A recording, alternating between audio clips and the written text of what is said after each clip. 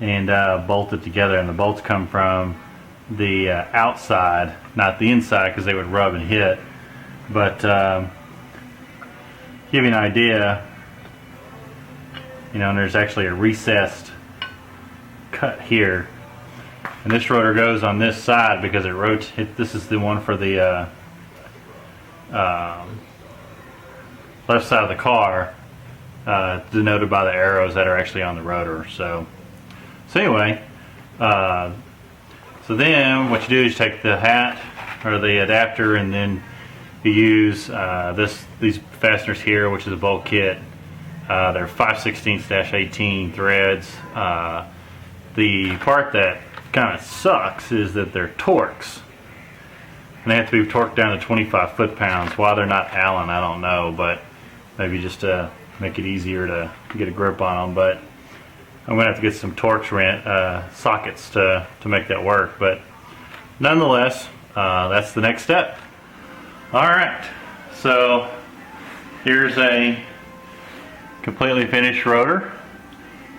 The adapter's actually put in, torqued down to the right specs, and not too bad. The Torx driver was needed to get them buttoned down to the right torque specs, and of course I didn't have one, which is amazing in and of itself, according to my wife. So borrowed them from a neighbor, and that worked out pretty well. So next is take this hub and actually mount these two together, kind of like so, and button those up. So that's the next part. Alright, so first rotor is actually done with the hub all buttoned up, and let's go ahead and slide this on and see what we get for just general fit. And look at that on the first shot. So there you go. Only thing that's left as far as the hub and rotor is concerned is front bearing and the washer, cotter pin, and dust cover, which is the screw-on cap here, and that'll be the rest. That'll be the end of the hub piece, and then I can work on actually getting the caliper bolted up. So that'll be like the last step. But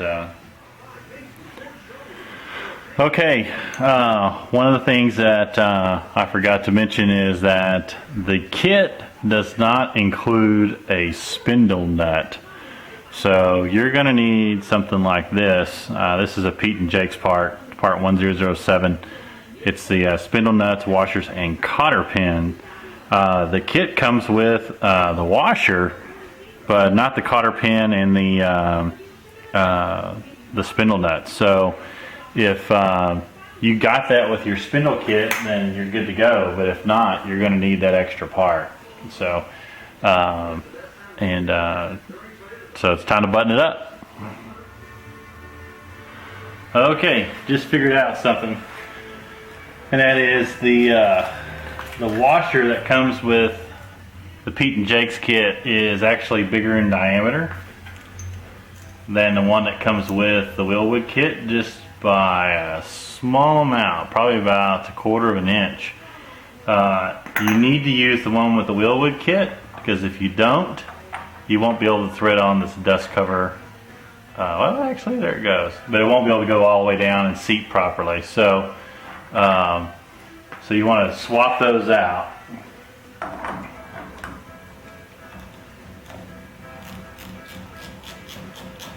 So I'm going to go ahead and pull the spindle nut back off.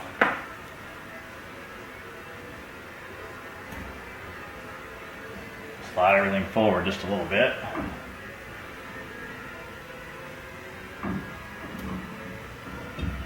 Get that washer off of there. Put the Wilwood one back on. Sorry, my arm's in the way. Put the castle nut back on.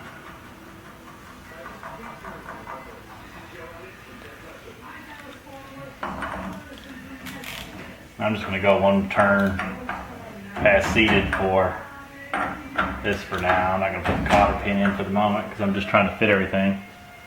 And now this dust cover will actually seat all the way down on the threads like it's supposed to. So don't use the washer in the Pete and Jake's kit.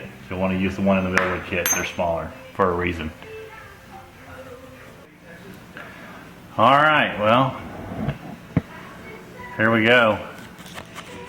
Zoom out just a little bit and you can see the finished product. It turned out pretty well. I've got some adjustments to do on the caliper, but that's the actual, total finished product without the brake pads in there. I don't put the pads in just so that I don't scratch up the black anodized surface that's on the rotor for now. But anyhow, it's on there. The instructions for the kit tell you to add 2 of these 35 thousandths shims between the actual caliper bracket and the actual caliper itself before you put the bolt through, which is what I've done. That's your starting point. The kit also has some silver spacers as well. These are about 60 thousandths as opposed to the 35 thousandths. When I measure the other ones, they're about 35 to 36. And the main thing is just make sure you use the same size on each caliper. So and there's plenty of washers to make adjustments and get to that are close enough that you should be good. But the thing that I'm noticing though is that just with those default instructions, let's see if I can zoom in here. You can see that the caliper is really not in the center of the rotor. So I'm going to actually probably take some spacers out. And the other thing that you might be able to see, the lighting's kind of poor here.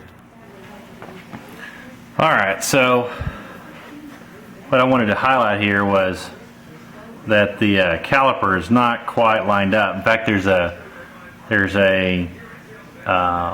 middle section right here that's a good reference for, do you have the rotor in the right spot. So in my case, the rotor needs to move over to the outboard a little bit to get centered up.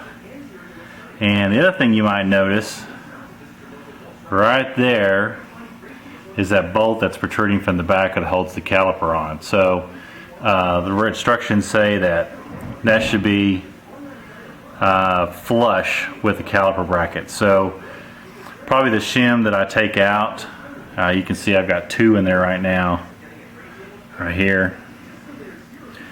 I'll take one out and move it to this side on the other side of the bolt, and that may actually just pull everything back together. I may have to put one more in there, but just know that starting with the 2 just that the kit recommends may not be enough for your particular situation. So give it a shot, see what it looks like. But that's pretty much the install for all of this.